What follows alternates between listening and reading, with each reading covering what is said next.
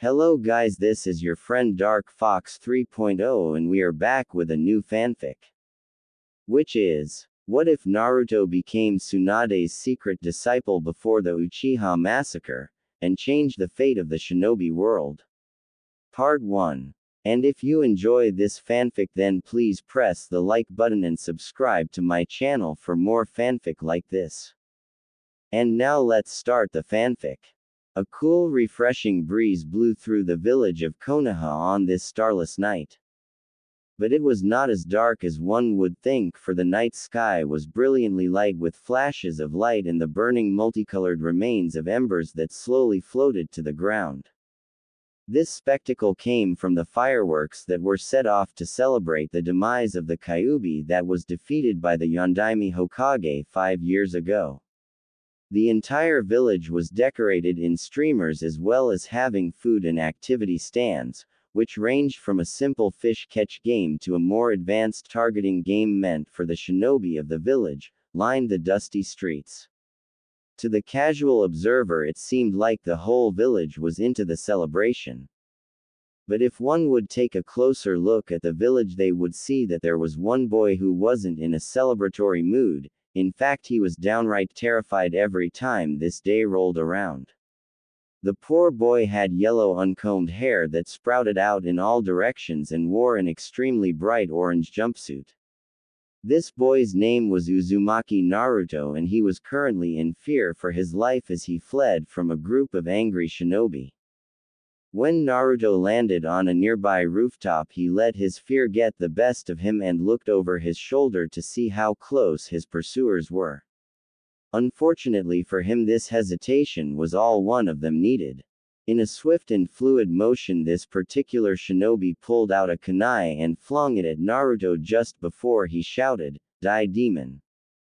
Naruto managed to duck his head at the last moment and dodge the kunai before he pushed himself harder than any 5-year-old should have been able to and took off at an incredible speed.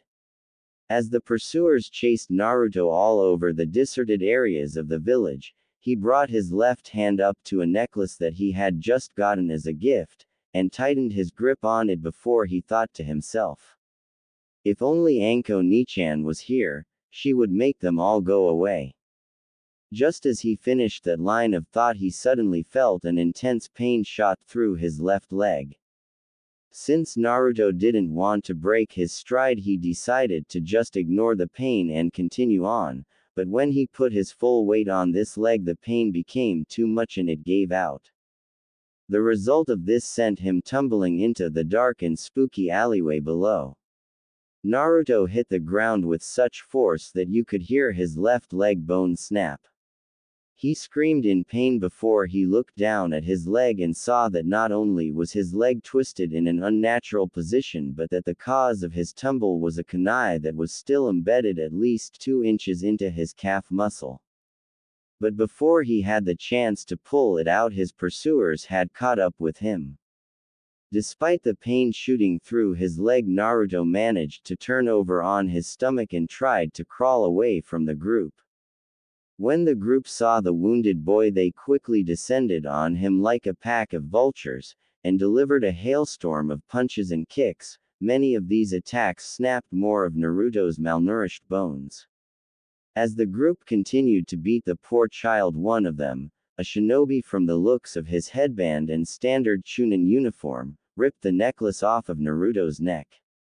He then haphazardly threw it into the darkness of the alley while he snarled, "A demon doesn't need such things." A few moments later another shinobi started to do hand seals for a Kaden jutsu, but before he could finish the last hand seal the leader of the group put his hand on the man's shoulder as he said, "Don't. If you do a jutsu here Hokage-sama or one of his anbu will feel your chakra spike and come to investigate. We don't want to be caught, now do we?" The man silently nodded his head in agreement. Before the rest Naruto's attackers pulled out a wide variety of weapons, ranging from kunai to swords, and started to hack and slash at Naruto's flesh. While this gruesome scene was going on more of his bones were broken in the process which eliciting a blood-curdling scream before he looked up at his attackers. The only thing he saw, however, was a look of pure and utter hatred reflected in their eyes. When the pain and blood loss started to make Naruto feel disoriented and drowsy, but before all cognitive ability was lost to him, he heard their leader bark out orders. Now that he's dying, we need to get rid of the body, so it can't be traced back to us. The leader then pointed to two of his men and said, "You two. Take this creature far from here, so it can't be found." As the two men started to head towards Naruto, the damage done to his body finally started to take its toll. With his body starting to shut down, Naruto used every ounce of willpower he had left to focus his eyes and get one last good look at his attackers. That's when he noticed that they all had red eyes with comma-like marks circling around the iris. With this final scene burned into his memory, the world started to fade to nothingness, but before he lost consciousness, he thought to himself, "What did I ever do to deserve this?" On the road to Tanzaku town, Tsunade felt a shiver run down her spine as the cool night air blew past on the old dusty road surrounded by trees and bushes. Once the breeze had died down, she looked up into the star-filled sky and let out a sigh as she wished that she was already in town. She couldn't wait to relax in the hot springs while she drank some of her favorite sake before she hit the gambling halls and end this losing streak she's been on lately. She turned her gaze from the night sky to the long road ahead while she thought about what awaited her once she got to the casinos. "I'm going to win so big this time. I can feel it. And then I'll use all those winnings to buy even more of my precious sake." Her fantasy was short-lived as her apprentice, Shizune, noticed two figures coming out of the bushes off to the side of the road, about 50 yards in front of them. Shizune immediately dropped into a defensive stance as she shouted, "Who are you? And what are you doing over there?" The two men froze in place before they turned to look at Tsunade and Shizune. Once they saw the two, they cursed their bad luck before they disappeared in a puff of smoke. Tsunade's right eyebrow arched ever so slightly and she got a curious look on her face as she thought to herself, "Well, that was strange." She soon forgot all about the two men when she heard a very weak moan coming from the bushes that the two men came from a few moments earlier. Letting her curiosity get the best of her, she went over to investigate, but when she pushed the bushes aside, she froze on her spot and started to tremble. "What's wrong, Tsunade-sama?" asked Shizune as she was overcome with a deep sense of worry at Tsunade's reaction. But when she looked down to see what her mentor was staring at, a look of horror spread across her face as she saw the battered and bloody body of a 5-year-old boy. Her hands covered her mouth as she thought to herself, "Oh my God." Her medical training kicked in moments later and she immediately ran over and began to check his condition. However, when Shizune turned the boy over, Tsunade received another shock to her system, because this small child just happened to resemble someone that she cared deeply about long ago. As she continued to stare at the boy's bloody and dirty face, it caused only one thought to run through her head. He looks just like En Nawaki. As she continued to stare, visions of her loved one flashed through her mind.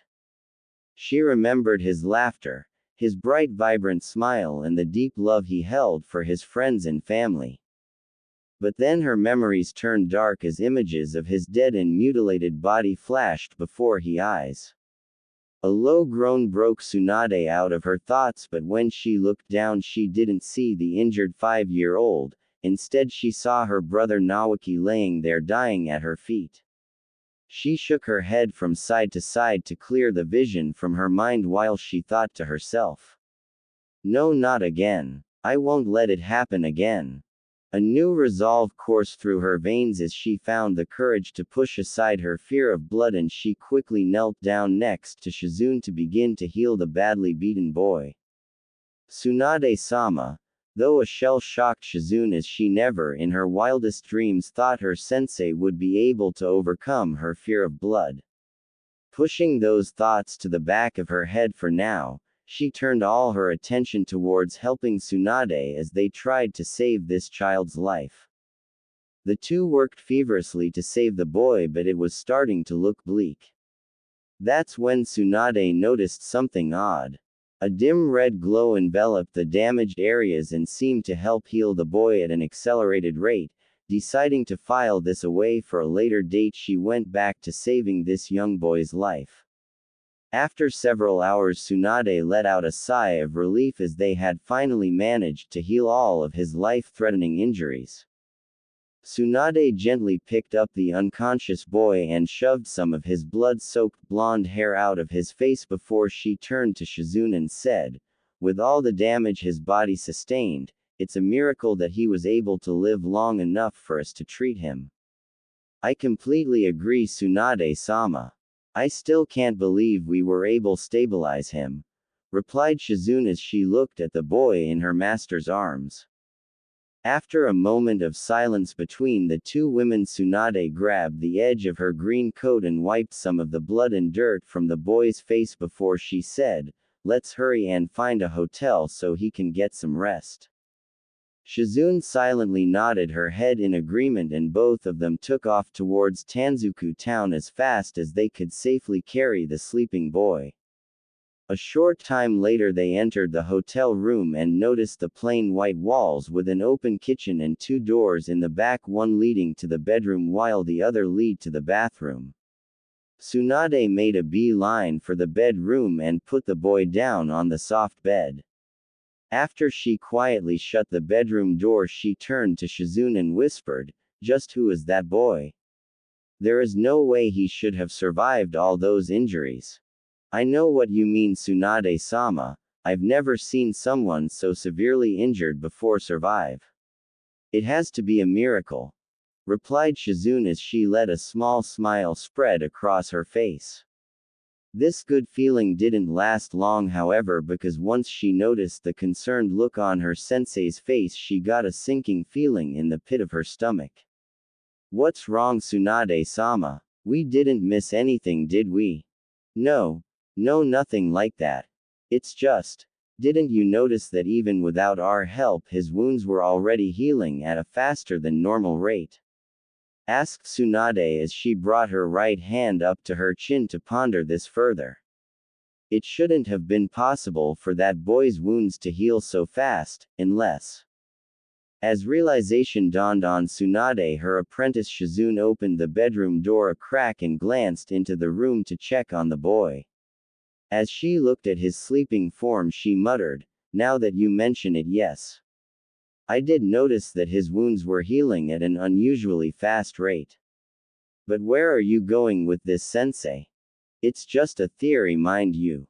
But I think that he could be a Jinchuriki," commented Tsunade as she got a sad look on her face. "That would also explain why he was beaten to within an inch of his life, and then left for dead."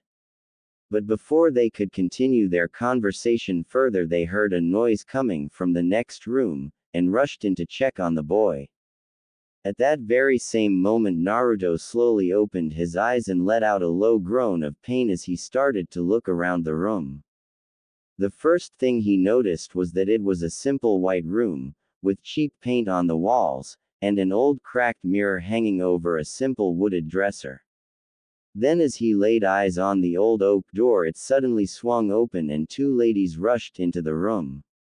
The trauma of Naruto's near-death experience became very apparent when his first reaction was to jump out of the bed, run to the nearest corner of the room, curled up into a ball, and screamed at the top of his lungs, "Don't hurt me."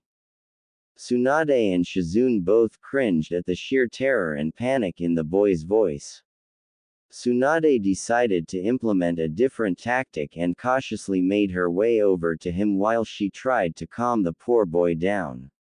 "Shish. Just calm down. No one here is going to hurt you. We're the medics that made all your injuries go away. My name is Tsunade, and this lady here is my apprentice Shizune. Now that you know our names, could you please tell us yours?" Naruto just sat there in shock. He just couldn't believe that this lady didn't know who he was. Everybody knew who he was and they all hated him for it. But out of all the questions swimming around inside his head, there was one that kept coming to the forefront. Why is this lady being so nice to me? After a few moments of silent contemplation, he decided to go for broke and answer her question. Naruto lifted his head above his knees and in a soft and quiet voice muttered, I'm Uzumaki Naruto. The Kyuubi vessel. Sarutobi-sensei, how could you let this happen to him? Tsunade thought to herself as an overwhelming sadness crept into her heart as her mind pictured the kind of life he must have led up until now. When he noticed that the pair looked at him with sadness and sorrow instead of the usual fear and hatred, the question that had been gnawing at his mind earlier became vocalized. How come you don't know me? Everyone knows me. He then lowered his head as a sense of doom and gloom washed over him before he whispered, and hates me.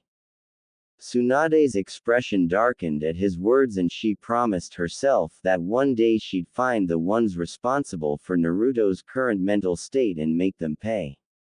Shoving such dark thoughts to the back of her mind, she got a warm smile and tried to cheer up the poor boy. Not everyone hates you, Naruto. While I can't speak for that village, I can say that Shizune and myself don't hate you. Really? Naruto whispered, hoping against hope that Tsunade was speaking the truth. Her smile took on an even warmer glow than before as she ruffled his hair while she said, yup. Naruto just sat there in disbelief, unable to fully comprehend what he had just been told. Aside from Old Man Hokage, Anko, and Chuki and Ayame from the Ichiraku ramen stand, everyone else hated him. Man, I wish the old man was here. He'd know if I could trust this lady. Naruto thought to himself as he suddenly realized that aside from the two ladies there wasn't anyone else in the room. That's when he quickly scanned the room but couldn't find any trace of the aged Hokage. He started to get really scared as he frantically searched the room again for any sign of him. When no trace could be found of even a visit, Naruto started to panic as he spouted out question after question. Where is he? Where's Old Man Hokage? Did something happen to him? Why hasn't he come yet? He always comes to visit me when I get hurt. That last statement hit Tsunade harder than she thought it would, and as dark emotions started to fill her mind, a sour look spread across her face before she thought to herself. He's been hurt like this before. Damn it, Sarutobi-sensei. When I get my hands on you. Taking a few moments to purge those dark thoughts from her mind, Tsunade took a deep breath and decided to tell Naruto the truth. Listen, Naruto, there's no easy way to tell you this. So I'll just come out and say it. You're not in Konoha anymore. She paused for a moment to let it sink in, but when she saw the confused look on Naruto's face, she bit her lower lip in worry before she finished what she was going to say. You're in a town called Tanzaku, Naruto. We found you on the side of the road and brought you here. Naruto's reaction was unexpected to say the least. He just had a blank expression on his face and with a voice devoid of all emotion he muttered, so they throw me out, huh? I guess they finally decided to throw out their trash. The torrent of emotions Naruto had bottled up over the years finally reached their limit and tears started well up in his eyes, threatening to burst forth at any moment. Tsunade's long dormant maternal instincts started to kick in as she grabbed Naruto and pulled him into a hug. She then rocked him back and forth in an attempt to ease his pain. Not used to such close contact, Naruto's muscles tightened, ready to escape at a moment's notice, but once he realized that there was no malicious intentions, he quickly relaxed into the warm and comforting embrace. The dam finally broke for Naruto and all of his pent-up emotions came to the surface as he buried his face into Tsunade's shoulder and bawled his eyes out. This outpouring of such raw emotion tugged at the two Kanouchi's heartstrings, and Tsunade found herself pulling him into an even tighter embrace as she did her best to ease the boy's pain. There, it's going to be alright. Don't let their words get to you, Naruto. Because you're not trash, and don't you dare think otherwise, got it? You're far better than that. How would you know? Sniffled Naruto as he lifted his head and looked at Tsunade with an almost pleading look in his eyes, hoping for a thread of truth in her words. Because, Tsunade then got a nice warm smile on her face and put her hand on top of his head before she tousled his hair and said, I know just how special you really are. Those kind words struck a chord with Naruto. Never before had anyone said he was special, and this brought forth an emotion he had very little experience with, happiness. As a new wave of tears streamed down his face, he tightened his grip on Tsunade's shirt before he buried his face once again into her shoulder and cried tears of joy. Tsunade gently placed her hand on the back of his head as she continued to rock him back and forth until he finally fell asleep. A faint smile spread across her lips as she ran her fingertips through the young boy's hair, and after a few moments of contemplation she came to a decision that would in time rock the very foundation of Konoha. Shizune. Tsunade stopped for a moment and looked down at the boy, before her eyes reflected a resolve that was thought to have died in her long ago. I'm taking Naruto with us. Are you serious, Tsunade-sama? Balked Shizune as she just stared at her mentor, unable to wrap her mind around what she just heard. Soon the turmoil within her mind became vocalized. In all the years I've known you, you've never done anything like this before. So why start now? A vein started to throb on Tsunade's forehead as she stopped playing with Naruto's hair and, taking great care not to wake the boy, she said, Are you saying that we should just throw him back out there? Just leave him so those jackals can do this again? When Naruto stirred, Tsunade was afraid that she'd woken him. But once he just nuzzled closer to her and started to snore, she let out a sigh, relieved that she hadn't. With that concern out of the way, she turned back towards Shizune and glared at her, expecting an answer. Oh, of course not. I would ever want him to go through that again, Tsunade-sama. It's just. Shizune trailed off, unsure of how to put her feelings into words, but with another harsh glare from her mentor she finally said, I'm surprised that you want to take him with us. After what happened to Uncle Dan and Nawaki, I never thought you'd open your heart up like this again. It's because of Nawaki that I'm doing this, Tsunade mumbled more to herself than Shizune as she once again looked down at the child sleeping in her lap. When Shizune didn't say anything for several seconds, Tsunade looked up at her apprentice only to see her friend's face contorted in confusion. After she let out a deep sigh, she explained further. When he was injured out there, at first I didn't see Naruto lying in that ditch, I saw Nawaki.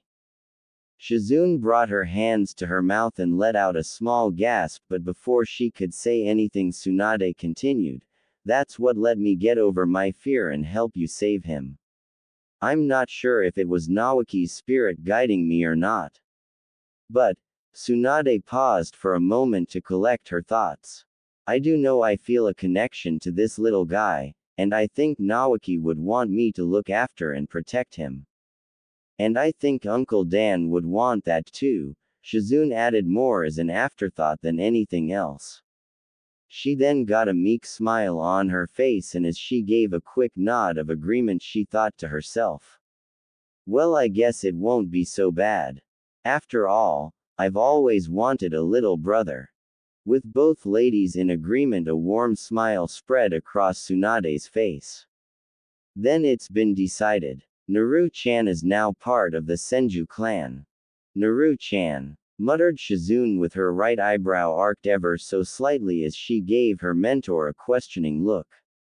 A tinge of pink spread across Tsunade's cheeks as an emotion long thought lost flooded her system, but before it could be used against her she decided to quickly change the subject.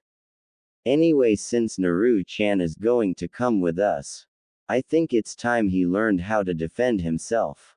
Because I don't want anything like this to ever happen to him again. Don't you agree, Shizune? Oh, absolutely, Tsunade-sama, replied Shizune as she let her lips curl into a warm smile, thinking about all the things the two of them couple teach the young shinobi to be. Tsunade ran her fingers through Naruto's hair one more time before she gently laid her hand on his head. Naruto's reaction to this was to snuggle up even closer to her and let out a sigh of contentment. Tsunade's lips curled into a smile as she looked down at the sleeping blonde and thought to herself, well, Naru-chan, I wonder how you'll react when you find out that you're now part of a family. Hokage Tower the following day. The early morning rays of sunshine came through the window of the Hokage's office, accentuating the finely crafted oak desk that the Sandaime Hokage was currently working at. Its high finish and ornate design was clearly designed to instill a sense of power and prestige to anyone lucky enough to lay their eyes on it. After he stamped his approval on the document in front of him, he looked over at the huge pile of paperwork that he had yet to complete before he let out an aggravated sign of frustration.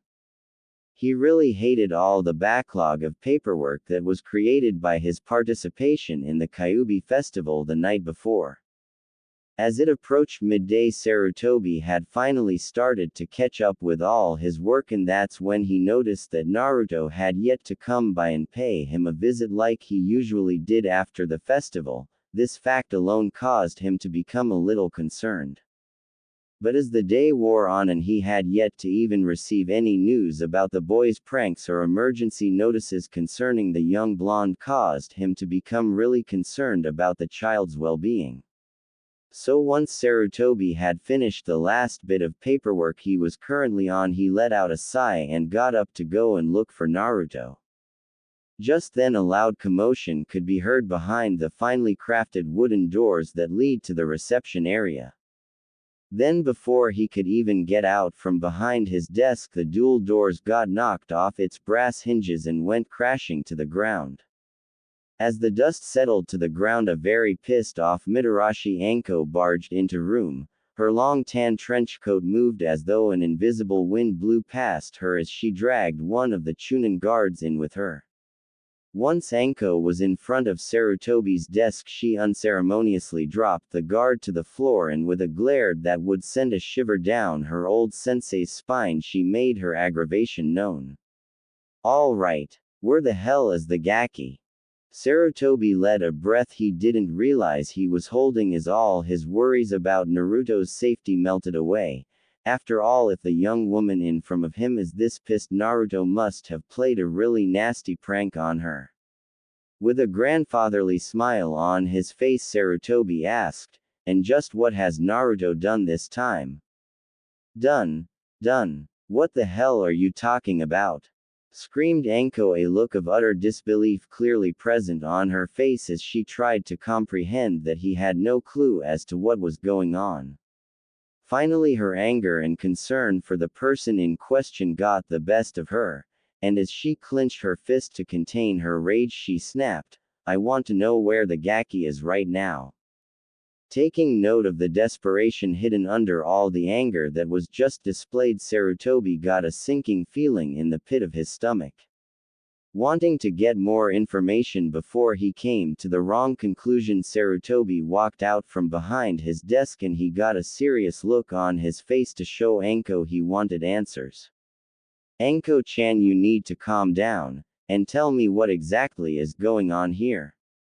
The tone in Sarutobi's voice snapped Anko out of her blind rage, and after she took a couple of deep breaths to help collect her thoughts, she told him what she had discovered. Look, all I know is that after I got back from my mission, I went to go check on the Gaki and wish him a belated birthday, since I missed it yesterday. She sent a harsh glare at the Hokage to get her point across that she wasn't happy about that at all. When she saw the man flinch under her gaze, she got a small smirk on her face before she continued with her story. But when I got there, the door was unlocked and the place was a mess. Anko-chan, interrupted the Hokage as he grabbed the tip of his hat and pulled it down slightly as he started to wonder if Anko had pushed herself too hard in the last mission to make it back here so fast. You know Naruto never locks his door and his place is always a mess. That's not what's got me worried, retorted Anko, as she got right in the Hokage's face to emphasize her next point. There was ramen spewed all across his kitchen table and a shattered bowl on the floor. When Sarutobi heard this, the sinking feeling he had in his stomach earlier dropped into a bottomless pit as he thought to himself, Naruto would never let a bowl of ramen go to waste. This is not good at all. Without a moment's hesitation, Sarutobi went over to his desk and pushed the intercom button just to the right of his big pile of paperwork before he said, I want Kakashi in here now. Tell him if not here in the next 10 minutes, then I'm going to make him a Jonin sensei and have them doing nothing but D-rank missions until I say otherwise. Why yes, Hokage-sama. His secretary quickly stuttered, and the faint nose of a chair being knocked over could be heard from the other side of the intercom before it went silent. With that out of the way, Sarutobi's mind quickly went to what would be needed for when Kakashi arrived, and once he came up with a plan of action, he turned to Anko and relayed his orders. Anko, if Kakashi is going to be able to find Naruto, we'll need something that has Naruto's scent on it. Go to his apartment and find whatever you can to accomplish this task. I'm on it, Hokage-sama, replied Anko as she quickly bowed her head in respect of the aged leader before she channeled her chakra and vanished in a swirl of leaves. Not even 5 minutes later, Anko puffed back into the room with what was needed to find Naruto, his funny little nightcap with 2 big teeth hanging down in the front and giant eyes sewn into the material. But as the time passed the 10-minute mark, Anko got more and more agitated until she was no longer able to stand still, and she started to pace around the Hokage's office in order to vent her frustration. Then when the time nearly hit the 20-minute mark, she could no longer contain her rage and she slammed her fist into the wall as she snarled, "Where in the 7 hells is he?" As if to answer her question, the oak doors to the Hokage's office opened and in walked Kakashi, with a lazy, carefree expression on his face. However, before he could give his customary greeting, Anko grabbed him by his Jonin vest and slammed him into the wall so hard cracks began to form. She then pulled out a kunai and placed it up against his crotch before she growled, "What the hell took you so long, Kakashi? And I swear to Kami, if you don't have a good reason, I'll give you a change right here." Though Kakashi didn't show any reaction to his current situation on the outside, mentally however he was sweating bullets, especially when he felt the tip of the kunai press up against his precious manhood with enough pressure to cause some discomfort without any serious harm being done. Still, after pondering the situation, he didn't think she would actually go through with it with the Hokage present, so he simply just stared at Anko and in his usual carefree way said, "Well, you see, there was this problem with my mask. It seems to have shrunk in the wash, so I had to go buy a new one." Anko's right eyebrow twitched in irritation for several moments before she tightened her grip on his vest and shouted, "Okay, that's it. It's time to say goodbye to your little friend Kakashi." But before she could go through with her threat, Sarutobi grabbed her wrist, and after he gave her a harsh glare that sent a clear signal that he wasn't in the mode for these games, he said, "Anko, I know you're distressed over Naruto, but I will not tolerate you maiming my shinobi. Now release Kakashi so we can proceed with the task at hand." After a moment's hesitation, Anko pulled the kunai away from Kakashi's nether regions and released her grip on him before she stormed over to the other side of the room, grumbling about lazy perverts and wanting to castrate them all. With Kakashi out of Anko's crosshairs for now, Sarutobi leveled his gaze on the man and said, Kakashi, I don't have time to deal with your tardiness right now, so we'll talk about that later. Once he let that sink into the Jonin's head, he pulled out the nightcap Anko retrieved early and relayed his orders to his tardy Jonin. Now Naruto is missing and it is possible that he's hurt. Use this to track him down immediately.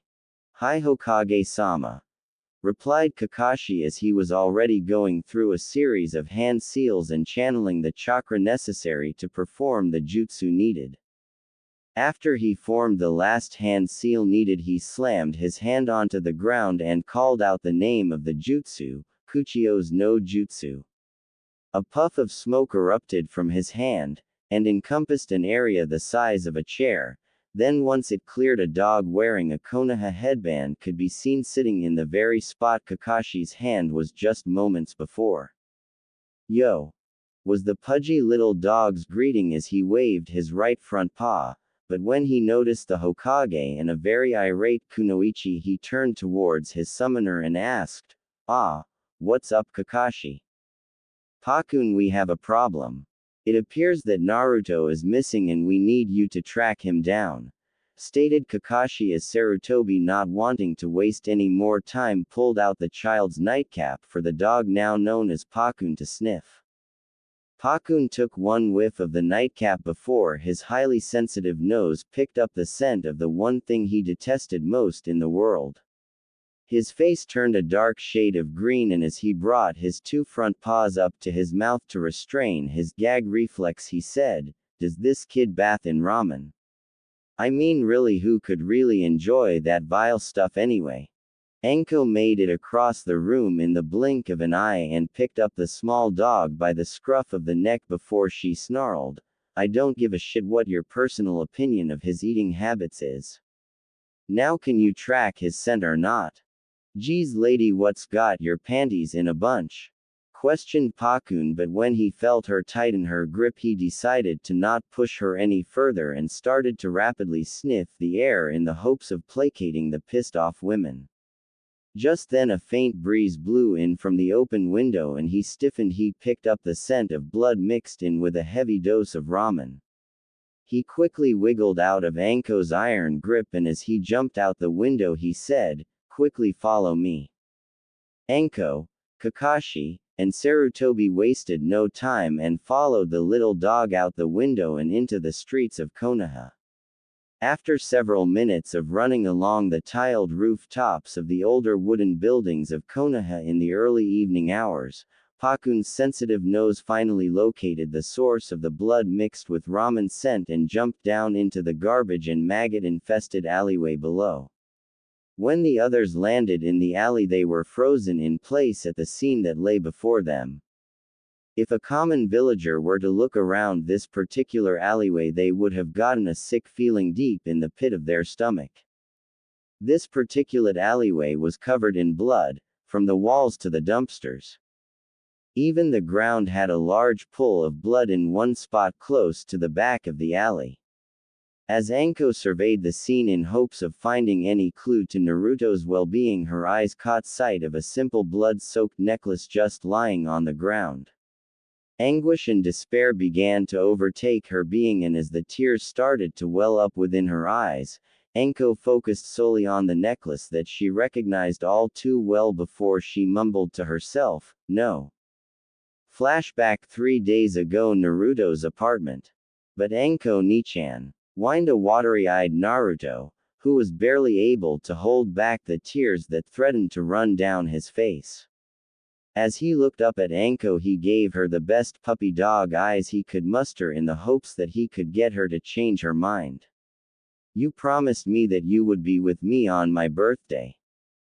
The sheer outpouring of emotion caused a sad smile to spread across Anko's face, and in an attempt to lighten his mood a little, she placed her hand on his head, and started to ruffle his hair before she tried to explain the situation. "Look brat, I'm sorry, I really am, but orders are orders. The mission is real important for our village, and is expected to last at least 3 days. This means that I won't be able to get back to the village until the day after your birthday.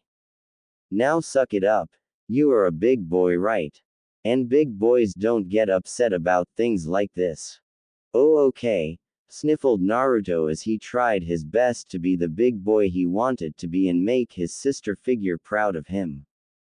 When Anko saw how hard Naruto was trying to put up a brave face, she got down on one knee so that they were face to face, and she lightly ruffled his hair again before she said, "Well brat, since I won't be here for your birthday, I think I'm just going to have to give you your present a little early." Naruto's mood instantly brightened at the prospect of actually receiving something from someone other than the Hokage. His bright and vibrant eyes watched intently as Anko put her hands behind her neck and removed the necklace she was wearing. She then carefully put the necklace around Naruto's neck before she clasped the two ends together. She then gave it a gentle tug to make sure it was secure. Once she got back to her feet, she let a smile cross her face as she watched Naruto examine his new possession with the awe and reverence only a child could have. "Now I expect you to take good care of that, all right?" said Anko as she put her hand on his head and ruffled his hair one more time. After Naruto got away from Anko's antics, he gave her the best foxy smile he had and cheerfully replied, "You bet, Anko Nichan. I'll never take it off. That's a promise." End flashback. Ototo. Anko thought to herself as the emotional turmoil became too much and she collapsed to her knees. With a shaky hand she picked up the necklace, and once it was in her hands she could no longer hold back the current of emotions she'd had bottled up since she first found that destroyed bowl of ramen. As the tears slowly rolled down her face, she made a silent prayer. "Please be all right. I don't know what I'd do if I lost you too." Meanwhile, Sarutobi had just finished surveying his surroundings with a heavy heart, and as he rubbed some of the blood he had wiped of the walls between his fingers, he thought to himself, "With this much blood all over the place, it's unlikely that anyone could have survived." "Naruto, were you really the one hurt in this alleyway?" When he was brought out of his thoughts by the sounds of sobbing, he quickly shifted his gaze over to the source only to find Anko on her knees clutching what appeared to be a simple necklace with tears streaming down her face. Anko's crying. I've never seen her cry so openly before. What did she find that put her in such a state? The bewildered Hokage thought to himself as he made his way over to the poor girl. By the time he made it over to her, he finally got a good look at the necklace that she had in her hands. It was a simple amulet with what appeared to be a rope tied around it, and that's when his eyes widened in horror as he finally placed where he had seen it before. Oh my god! That's the necklace that Anko gave Naruto for his birthday. Sarutobi's desire to find Naruto doubled, and he quickly used his advanced shinobi skills to scan the alley yet again in the hopes of finding any sign of Naruto, but with this attempt came to no avail. He turned his attention to Kakashi and relayed his new orders. "Kakashi, gather your most trusted Anbu, and start searching the village and the outlying areas for any sign of Naruto. We need to find him now." Obeying his orders without question, Kakashi merely nodded his head in acknowledgement before he disappeared in a puff of smoke. Once they were alone in the alleyway, Sarutobi placed his hand on Anko's shoulder and put on his best grandfather face in an attempt to reassure the distraught woman. "Don't worry, Anko-chan, I'm sure that Naruto is just fine." But when Anko didn't respond to him and just continued to stare at the necklace she was holding with a far-off look on her face, he sighed in frustration and finally let his emotions to the surface by allowing a single tear to run down the side of his cheek. After his little outburst of emotion, he turned his gaze towards the Hokage monument, and more specifically the Yondaime Hokage's sculpted face, and thought to himself, "I'm so sorry, Minato-san, but it looks like I've failed you."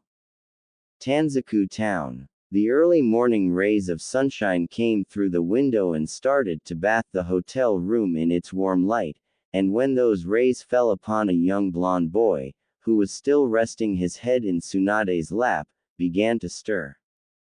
Naruto slowly opened his eyes, and as he rubbed the sand from them he noticed that his pillow was unusually warm and comforting, as if it was filled with the love and compassion that was sorely missing in his life. But when he looked up and saw that his head was in the lap of a blonde-haired lady, the memories of what happened the night before flashed before his eyes. Once his recollection was complete, he instinctively reached for the necklace his Nichan gave him, only to discover that it was no longer in his possession. After a frantic check on his person with still no sign of the necklace, the realization that he broke his promise to Anko sunk in, and he did the only thing he could do. He curled himself into a ball and let the tears freely flow down his cheeks. As the sounds of Naruto's crying became louder and louder, the noise started to rouse a still groggy Tsunade. She slowly opened her eyes and stared at the ceiling above her for several moments before she glanced over at the far wall and saw the time on the clock. Man, I really hate mornings, she thought to herself just as the sounds of Naruto's crying reached her ears. When she turned to look at the blonde-haired boy, she got a pain in her heart at seeing him in such an emotional state. With the gentlest of gestures she tapped him on the shoulder and asked, "What's wrong, Naru-chan? I didn't squash any part of you while I slept, did I?"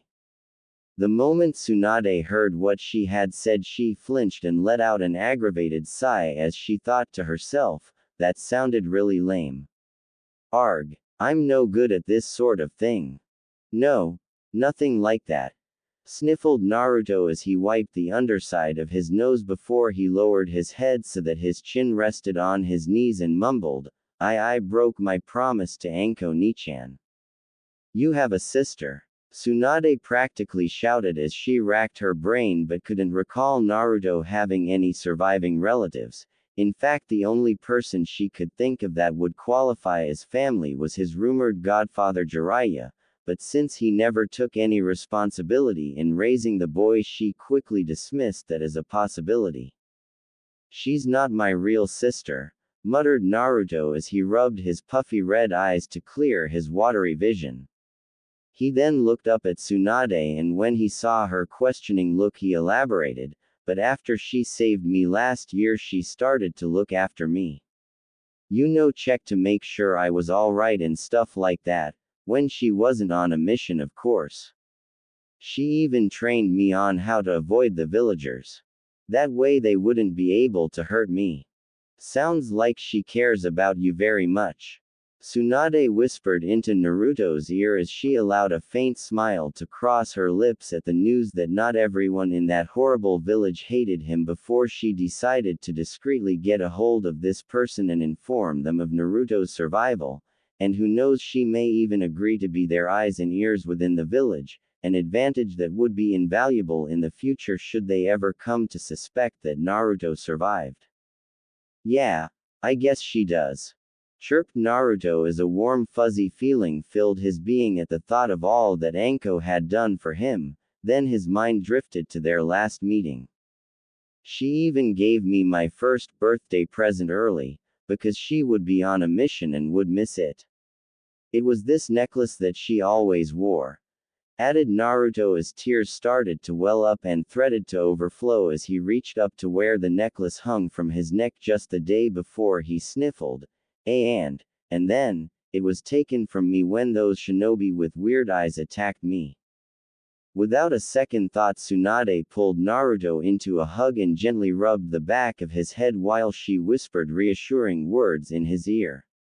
Shish, it's alright. You didn't break your promise to your sister. Always remember that it wasn't you that lose the necklace. It was taken from you, and I'm sure she won't hold that against you. She cares too much for you to do that. Once Naruto started to calm down, Tsunade looked down at the boy and asked the question that had been bugging her since he made that comment about the eyes. Naru-chan, you said they had weird eyes. Could you tell me a little more about that? I'll never forget those eyes as long as I live, Naruto mumbled to himself as his eyes glazed over slightly when he pulled the terrible memory to the surface. They were red with these weird marks that went around in a circle. They were filled with so much hate that Naruto never got to finish his thoughts as Tsunade pulled Naruto into an even tighter hug, and without even a word spoken between the two, Naruto buried his head into her chest and began to cry anew. Tsunade let out a sigh of despair at the emotional outpouring of the poor neglected child before she looked out the nearest window and hardened her gaze as she thought to herself, so it was the Uchiha clan that did this to him. I swear, one day I'll make them pay for this. After her little moment with Naruto, Tsunade realized that she had yet to hear a peep out of Shizune. But when she looked over where she last remembered seeing her apprentice, she couldn't help the smile that spread across her face. The reason for this was simple. She saw Shizune with her head on the tabletop with a little bit of drool dripped out of the bottom of her mouth that formed a small puddle on the tabletop, and her arms just dangling at her side. I swear, Shizune, you can sleep anywhere, Tsunade thought to herself as she shook her head at her apprentice's sleeping habits. While all this was going on, Naruto had managed to calm himself from his earlier crying fit and asked the one question that had been swirling around in his head since Tsunade told him where she found his broken body. Tsunade-san, what will happen to me now? Tsunade couldn't help herself. She chuckled at his comment, and figuring she'd kill two birds with one stone, said, Naruto, please don't call me Tsunade-san. After all, is that any way to address your new Ka-san? Unable to believe what he just heard, he just sat there frozen in place, and after he got over the shock, his eyes got as big as dinner plates. But with a nagging voice in the back of his head telling him he heard her wrong, Naruto pulled away from Tsunade and in a quivering voice mumbled, What did you just say? I said. Tsunade paused only for a moment so that she could put her left hand under his chin, and she raised his head so he could get a clear look at her face. She then let her smile get even bigger before she continued, is that any way to address your new Ka-san? After all, I've decided to take you with us and raise you as my own. That is, if you'll have me. Naruto got really quiet and he lowered his head so that his hair covered his eyes, but just as Tsunade started to worry that he was going to take this the wrong way, he said, can you promise me just one thing? But before Tsunade had a chance to form any kind of reply, he lifted his head up so that they made direct eye contact, and as a few tears rolled down his cheeks, he finished his line of thought. Promise me that you won't abandon me. I don't want to be alone anymore. Tsunade's smile softened as she quickly enveloped him in a hug, and in a tone that one would expect a mother would use to comfort her child, she said, don't worry, my little Naru-chan. I promise that neither Shizune nor I will ever leave you. You won't ever be alone again. When Naruto heard this, he returned her hug this time, and with a genuine smile on his face he kept repeating over and over, I have a family. I have a family. Now Naru-chan, Tsunade started to say but stopped and decided to wait until he had calmed down from his excitement at finally having a family. When she saw that she had gained his full attention, she continued, what do you say we go wake up Shizune? That way we can properly celebrate you joining your new family. Naruto jumped out of Tsunade's embrace and pumped his fist into the air as he shouted, yeah. I've never been able to celebrate anything before, so this is going to be so awesome. Without any form of prompting from Tsunade, Naruto ran over to the where Shizune still slept and jumped onto Shizune's back while he said, wake up, Nei-chan. I want to go celebrate with my new family. The poor victim of the boy's attack shot up from her chair, and much to the surprise of Tsunade, Naruto managed to stay on Shizune's back by wrapping his arms around her neck. As Shizune looked over her shoulder at the blonde-haired boy, shock was clearly evident on her face as she shrieked, what's going on? Ignoring her apprentice's question, Tsunade walked up to the pair with a smile on her face as she said, now since we are celebrating Naru-chan's introduction into my clan, I'll let him decide where we should go. Tsunade's smile got even bigger when she saw the look of shock and awe on Naruto's face at being able to choose whatever he wanted. When she saw that he wasn't going to respond right away, she asked, "Well, Naru-chan, what would you like to have to commemorate the day you gained a family?" The shock and awe was quickly replaced by an overwhelming sense of happiness, a deep happiness that he has never experienced before, and as his fox-like smile got plastered all over his face, he shouted, "Ramen!" Somewhere in Konoha, we find Anko walking down the street with a sneer on her face as she passes by some villagers, who quickly get out of her way. In the past 2 weeks, Anko has started to get a reputation for being even more of a sadist, or as some have come to call her, the psychotic snake witch, for stopping any and all parties that celebrated Naruto's death.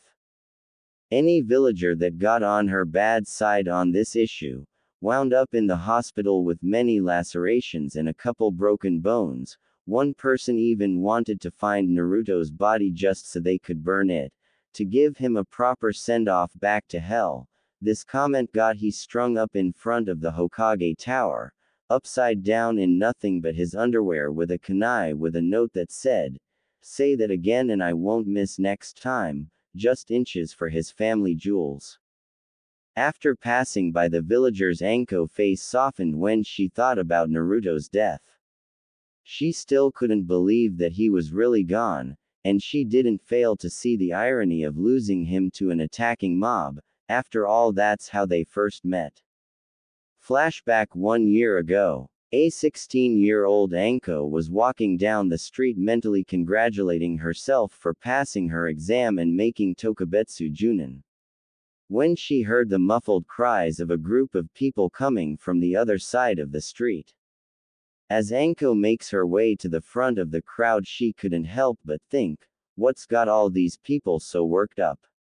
When she finally got to the front of the crowd, she stopped dead in her tracks, for right in front of her was a small boy, no older than 3 or 4 years of age, lying down in the mud, his blonde hair matted with mud and dried blood, his left arm bent in an unnatural position, clearly broken, and several minor cuts and bruises all over his body.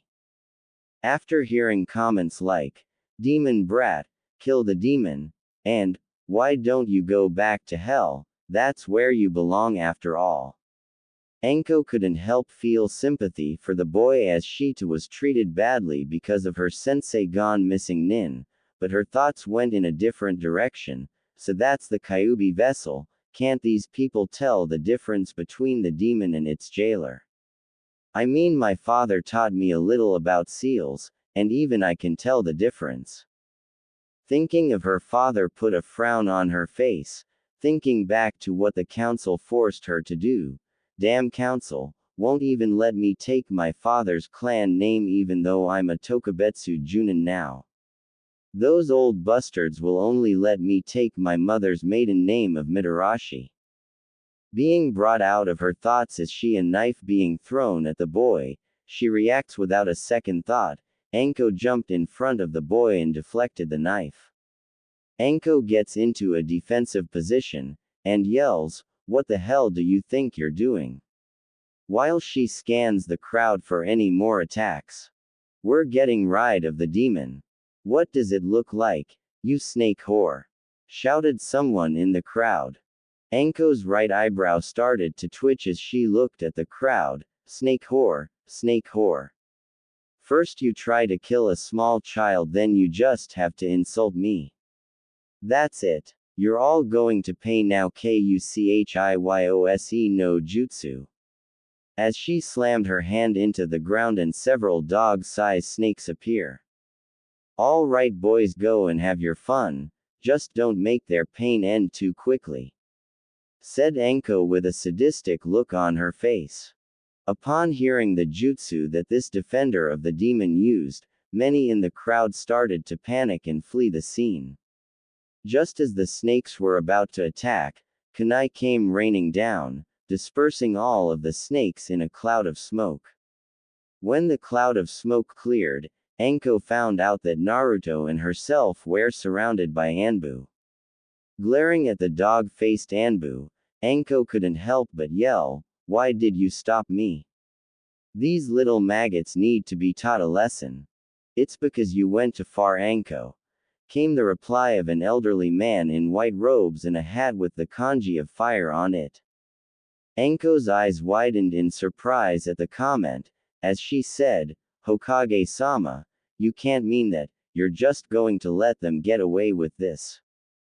Sarutobi brought a hand to the brim of his hat and pulled it down, closed his eyes and took a deep sigh. He then opened his eyes to meet Anko's eyes. Seeing the hurt and confused look in them, he told her, "Anko, I'm happy to see that you've protected Naruto, and I have no intention of letting them go unpunished, but I can't just let you go and do whatever you want them either. Think about it, Anko, then you would be no better than them, and besides, what do you think your father would have done if he was still with us?" At the comment about her father, her put her head down with her hair covering her eyes, thinking, the old man's right, father would have handled that a little differently, but I'm not my father. Anko comes out of her thoughts as she feels a tug on the sleeve. She looks down only to find little Naruto holding onto her sleeve while in the Hokage's arms. "Are you telling me the squirt was still conscious after all that? What a minute, when did the old man pick him up?"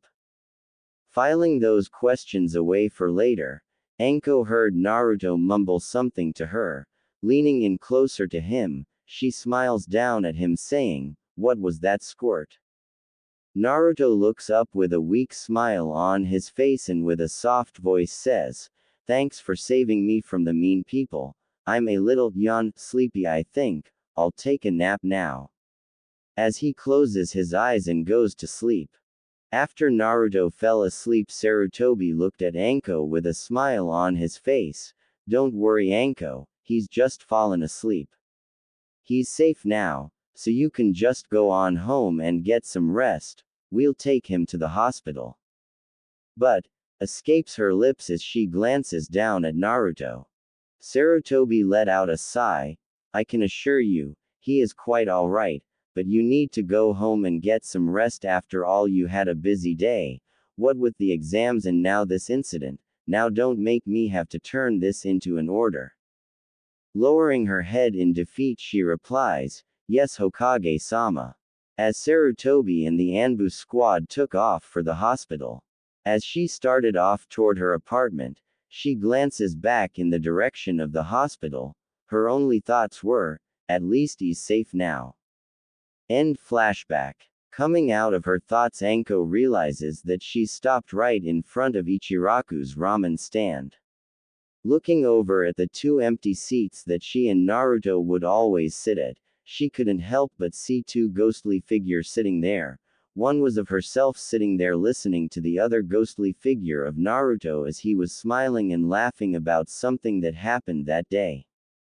Shaking her head to clear the image from her mind, she continues on to her apartment. As she starts to open the front door to her place, she can't help but wonder about something. Why did they take the body, and not even bother to clean up the alleyway? They must have known that the council would not pursue the matter without hard evidence of an actual murder. Then that means the ones who killed my Otudo had to be shinobi. Besides, I trained him too well for him to be caught by those damn villagers. After locking her door, Anko starts to turn around to head into her living room when a big puff of smoke appears right in front of her. Anko jumps back, almost slamming into her front door, as she makes a quick jerking motion with her right hand to make a kunai appear. When the smoke clears, Anko just gets a purely dumbfounded look on her face as she sees a slug that is as big as an Inuzuka clan dog with what look like two scrolls wrapped in its antenna. Before Anko can even do anything, the slug looks straight at her and says, "Excuse me, young lady, but would you happen to be Anko Nichan, by any change?" Out of all the possible things Anko was expecting to happen, being asked that one question was not one of them. Her eyes grew wide and her left hand went up to the necklace around her neck and put it into a vice-like grip. Only one person ever called me that, but he's dead. So how does this slug know that name? Recovering from her shock a moment later, Anko narrowed her eyes at the slug. A frown appeared on her lips as she gets a tighter grip on the kunai in her right hand. Who wants to know? Without even missing a beat, the slug responds. My mistress, Tsunade-sama, asked me to deliver these 2 letters to a person, according to Tsunade-sama's new charge anyway, named Anko Nichan, at this location.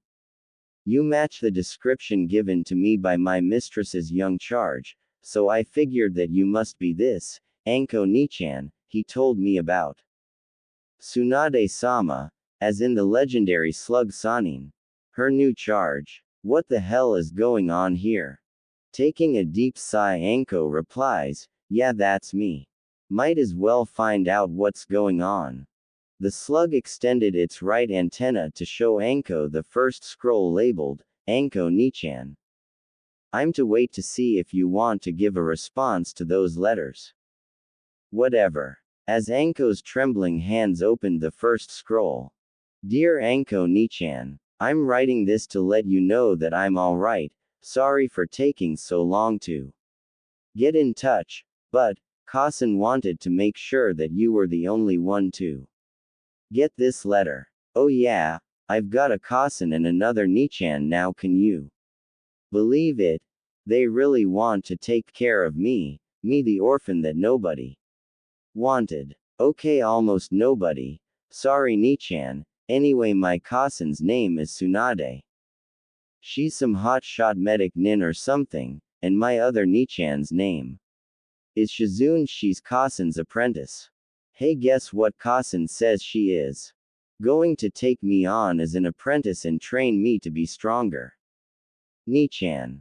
There's something I need to tell you. When I got attacked, they took the necklace you gave me for my birthday. Please forgive me for breaking my promise to never take it off. I would really like to tell where I am, but all I know is that it's a town a long way away from you. Kasen told me that she's writing a letter to you as well and give you this place's name, anyway.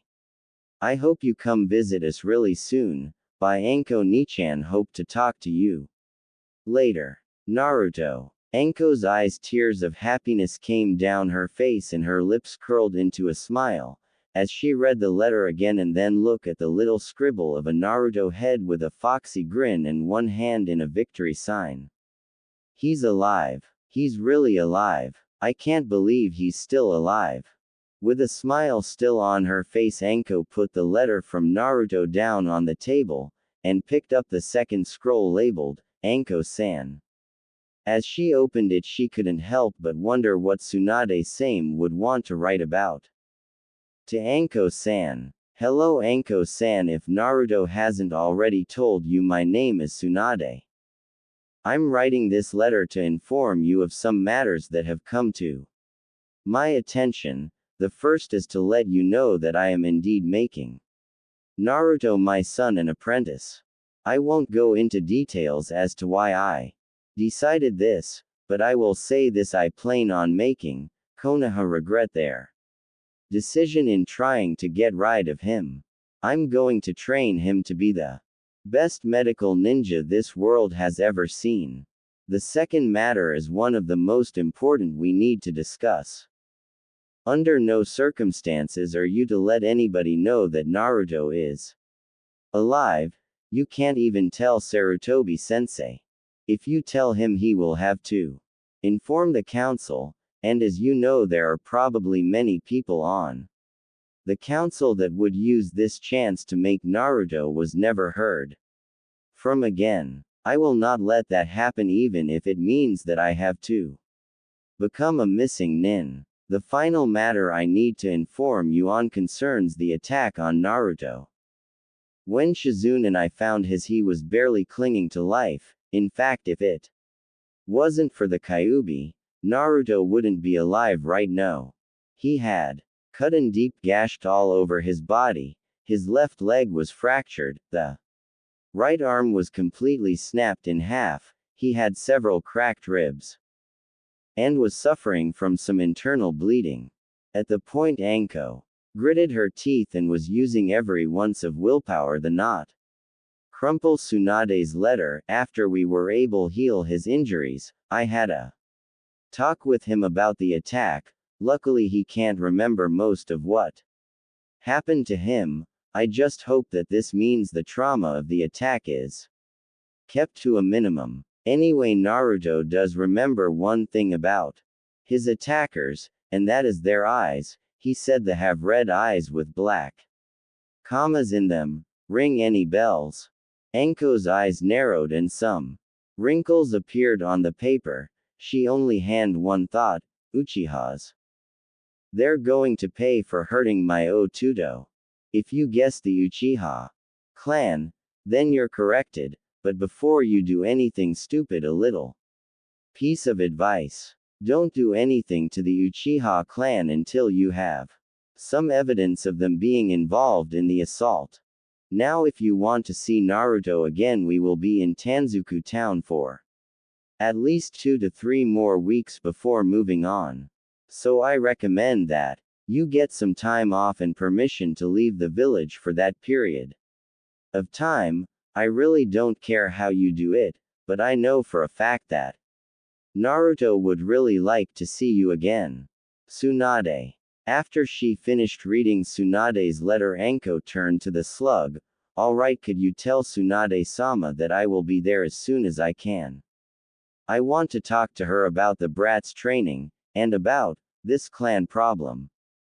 Very well, Anko-san, I shall relay the message for you. Goodbye. The slug then disappeared in a puff of smoke. After the slug left, Anko went about gathering all the stuff she would need for her trip to Tanzuku town. When she had all her things packed, she locked her apartment and headed for the Hokage Tower. Hokage Tower. Sarutobi was sitting at his desk working on the latest batch of paperwork, when he heard a knock on the door. Thankful for the little distraction, he looked up at the door and said, "Enter." When Anko enters the Hokage office, she sees the Hokage looking at her with a smile on his face.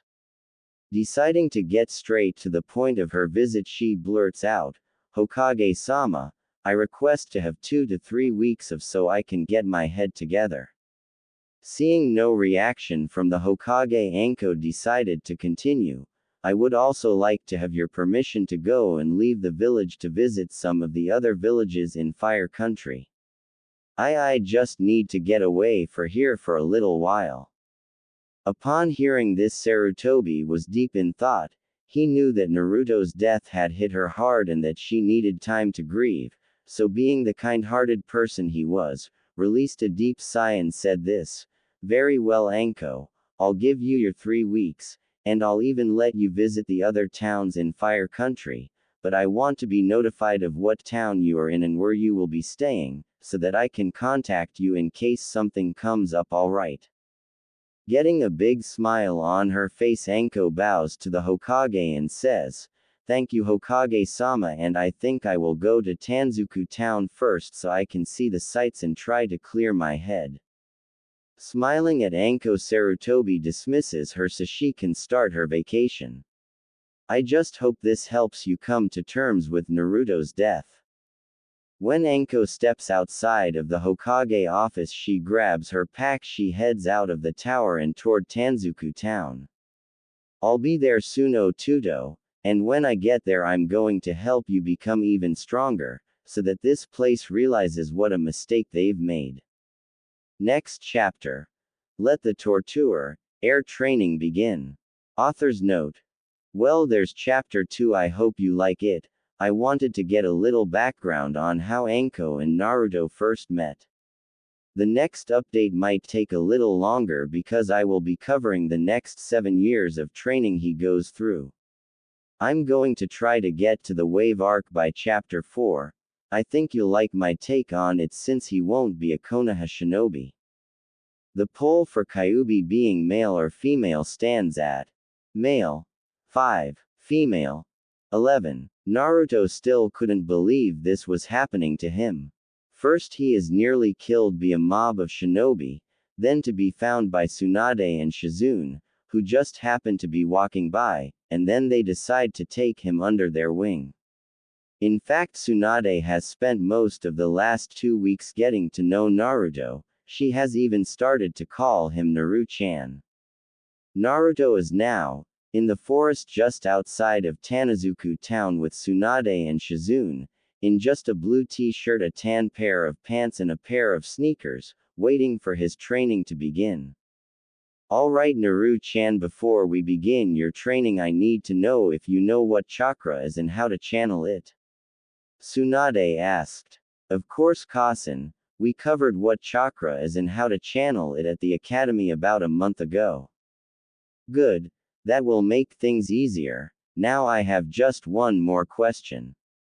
What do you plan to do with the training that I'm going to give you? Well, if we were still in the village, I would want to use the training to fulfill my dream of becoming Hokage, so everyone would stop disrespecting me and acknowledge my existence. But after everything that has happened lately, I don't know if I want that anymore. Tsunade's eyes glazed over at this comment, thinking of her brother Nawaki and her loved one Dan. She is brought out of these thoughts when Naruto continued. I may not be sure of my dreams anymore, but there is one thing that I know I will do from now on.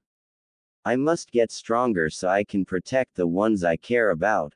I will not let anyone take them away from me. Naruto said with a fierce determination in his eyes. Tsunade couldn't help but smile. At least the villagers haven't completely destroyed his kindness or his determination. Alright Naru-chan, since you know how to mold chakra, why don't you do so now so I can see what we have to work with? As Naruto put his hands into a ram seal and started to gather his chakra, Tsunade and Shizune were floored by how much chakra he was producing. Both of them were thinking the exact same thing. What the hell? He's got more chakra than most genin have a year after they graduate, and he's only 5 years old, for crying out loud. How can he have so much chakra? Asked a startled Shizune. The smile on Tsunade's face got even bigger at this revelation. That's enough Naru-chan, you did a great job. Konoha has no idea that they let such a promising shinobi slip through their fingers, but I plan on making them see how foolish they were. Naruto got a foxy grin on his face as he rubbed the back of his head. Thanks Kasen, but I've never been complimented before. Is there anything I'm supposed to do? Tsunade's smile turned into a frown at that comment. No Naru-chan, just saying thank you really all there is. Before Tsunade could continue, a slug appeared next to her and delivered Anko's message, causing the smile to return to her face. Naru-chan, come over here for a second, okay? What is it, Kasen? I've got some good news for you. It looks like Anko-san is coming to visit you after all. Naruto's smile returned to his face as he hugged Tsunade. I get to see Anko-ni-chan. Patting his head, she couldn't help but return the hug, while saying, come on Naru-chan, it's time to start your training. Releasing the hug and getting a serious look on her face, Tsunade starts to explain the exercise. Okay, the first thing we're going to work on is your chakra control. Since you have such a large chakra reserve, it will be a little harder for you to control it, but with some time and hard work you will be able to get as good as me, if not better. Nodding his head, Naruto couldn't wait to start learning so he could make them proud of him. So what kind of control technique are you going to teach me? Tree climbing, but you can only use your feet when climbing the tree. What? How can you climb a tree without using your hands? Tsunade couldn't help but smile at his reaction. By focusing your chakra on the bottom of your feet and regulating it just right so you stick to the surface of the tree, here I'll show you. As she focused her chakra and started to climb up the side of the tree. Now you might want to get a running start at the beginning to get some momentum.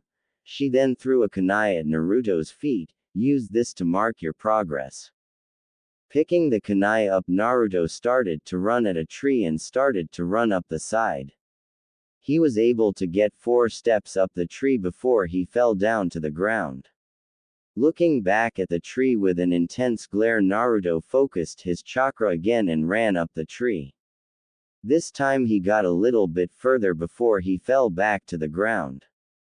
Remember, Naruto-chan, you need to regulate your chakra flow in order to stick to the tree.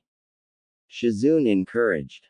Taking a few seconds to think about this, he tried it one more time and managed to make it halfway up the tree before he lost his grip. Tsunade couldn't help but be amazed at how quickly Naruto was able to grasp the concept of the technique. Unbelievable, Naruto-chan has already been able to progress this far, with this genin level technique. If he's able to put this much focus into all of his training, there's no telling how powerful he may become. For the next couple of days, Tsunade had Naruto focus on tree climbing. She wanted to improve his control before she started his medical Just-You and Taijutsu training. Naruto would continue to climb up and down the tree until it became second nature to him.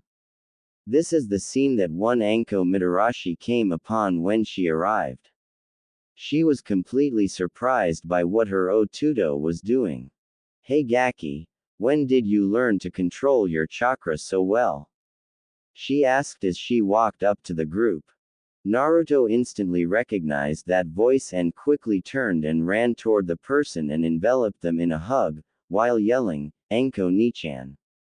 After that tender moment was over, Anko reached behind her neck and took off the necklace and handed it to Naruto. "I think you lost this, Gaki." "I promise, Anko ni and I won't lost it again," said Naruto as the attack flashed through his mind while he put the necklace on. Gripping the necklace in his hand, he lowered his head so that his hair covered his eyes, as a question that has been bothering him for a while now came to the surface, and he whispered, "Why? What was that, Naruto-chan?" Tsunade said in a concerned voice. Lifting his head up to show a look of sorrow on his face, Naruto says, "Why? Why do they hate me so much? What did I ever do to deserve this? Why must I suffer like this? Why? Why?" He then fell to his knees, slammed his fists into the ground. Tsunade knelt down in front of Naruto and enveloped him in a hug while saying in a soothing voice, "You haven't done anything wrong, Naruto-chan. I didn't want to tell you this right now, but you have a right to know the truth." Both Anko and Shizune get worried looks on their faces. They both fear that Naruto will start to hate them when he learns that he is the Kyuubi vessel. "Naruto-chan, do you remember the story of how the Yondaime defeated the Kyuubi?" "Of course, Kasen. He was able to kill the demon at the cost of his life. Everybody knows that story." Tsunade let out a sigh. That not what really happened back then, that was what the younger generation was told so they wouldn't know the truth. Naruto looked at her with confusion all over his face. "So we wouldn't learn the truth? What are you talking about?" "What I'm talking about is the fact that the Yondaime couldn't kill the Kyuubi, so he did the next best thing. He sealed it inside of me, didn't he?" came Naruto's eerily calm voice. This one comment shocked all three of them. Tsunade got a sickening feeling in the bottom of her stomach, at how calm his voice was when making that statement. "I've never heard him talk like that before." "How did you?" "I overheard some people talking once about seals a while back. They said that if they could seal me in a box and leave it somewhere, that it would be just as good as killing me," Naruto said in a detached voice. This caused Tsunade to tighten the hug. "My god, what have those people done to you? So if Kyuubi is sealed into me, then does that mean I'm a demon or what?" Tsunade put her hand to his chin and lifted his head so that their eyes made contact. "You're not the demon. You're just my little Naruto-chan, who just happens to have the Kyuubi sealed into him. If you don't believe me, then just think about this. If those people had sealed you into that box, then would that mean the box somehow becomes you just because you were sealed into it? When Naruto heard it explained like that, he started realize the truth in those words. A smile started to form as he said, "You're right, if I was sealed into a box, then I would be trapped in the box and couldn't get out, but the box would still be a box. So that means that I am still me and the fox is still the fox." Just as Naruto finished his statement, he felt a hand on his shoulder, turning his head to see who did it, only to look into the smiling face of Anko. "That's right, Gaki. You are not the fox, you're just my annoying Otudo who seems to believe the words of the villagers over his Nichan." "Did you just call me your Otudo? Shit. Did I say that out loud?" Anko grossed her arms and turned her hair away from him. "I don't know what you're talking about." Tsunade and Shizune couldn't help but laugh at the antics between Anko and Naruto. Shizune just had to tease the two by saying, "Yes you do, Anko-san, it looks like our little Naruto-chan has himself a Nichan house in denial." Tsunade decided to end this now before it escalated further. "Stop it you two, we have more important thing to do right now. Shizune, I need you to go and get all the supplies you will need to start Naru-chan's basic schooling." "Yes Tsunade-sama," said Shizune as she heads off to go get the supplies. Before Tsunade could give out any more orders, Anko decided to ask a favor. "Tsunade-sama, do you think I can take over the Gaki training for a while? I want to see how good he's gotten." "I guess that's okay. I'll just stand over here in case you want my help," came Tsunade's reply as she headed over to the edge of their training field. No, that's alright, why don't you go into town and relax, play some of the games at the casinos?" pleaded Anko. "If she sees my training methods, she probably got to overreact or something." At the mention of casinos, started to think that wasn't such a bad idea. Besides, it's not like she'll hurt Naru-chan or anything. "Fine, but if anything happens to him, it'll be fine. Besides, it's not like my training is going to kill him or anything," Anko said while waving her hand in a casual manner. After Tsunade left, Anko turned to Naruto and got a sinister-looking smile on her face, one that caused a shiver to run down his spine. "Oh shit. Last time she got a look like that, I underwent her training from hell." "Alright Gaki, I see you can do the tree climbing exercise pretty well. I think it's time to take it up a notch." As she pulled out several kunai, Anko continued, "You are going to dodge any projectile that I throw at you, but you can only stick to the trees, you can't tough the ground, got it?" "Okay Gaki. Ready set, Anko throws a kunai, go." Naruto was able to dodge the first kunai that was thrown at him by ducking, but as soon as he go back to a standing position, Anko was already behind him and grabbed both of his arms before saying, "Didn't I tell you Gaki that you can only ace the tree when dodging my attacks?" Then she proceeded to throw him up into the trees. As the training went on, Naruto was able to dodge more kunai while sticking to the trees. After a few hours of this, Anko was getting hungry, so she decided that it was time to call it a day. "Come on Gaki, that enough fun for one day, let's head back to get some dango." Fun. You call casing me around and giving me all these cuts and bruises fun?" Anko narrowed her eyes and said, "Yeah, how else will you learn anything?" Seeing the look she gave him, he knew to not push it any further. Letting out a sigh, he said, "Let's just head back, okay?" Once they rejoined the others, it took both Shizune and Naruto to keep Tsunade from severely hurting Anko, after she found out about Anko's little training session. Needless to say that from then on, Anko agreed to use blunt kunai in future sessions. "I mean, would you want to face the wrath of the slug Sanin?" Time skip. It's been 2 weeks since Anko started to help train Naruto, and we find both her and Tsunade sitting at a bar while Shizune handles Naruto's basic schooling. Taking a sip of her sake, Tsunade looks at Anko and says, "We can't just walk back to Konoha and accuse the Uchiha clan of attempted murder without some kind of hard evidence. That's why I need you to be my eyes and ears in Konoha." "What do you want me to do, Tsunade-sama?" Anko says while taking a sip of her own sake. Looking into her sake dish, Tsunade answers, "I want you to keep close tabs on any Uchiha you think could be involved in Naruto's assault. Collect any evidence you can and bring it to me, but remember this: you are not to do anything else without first consulting me, got it?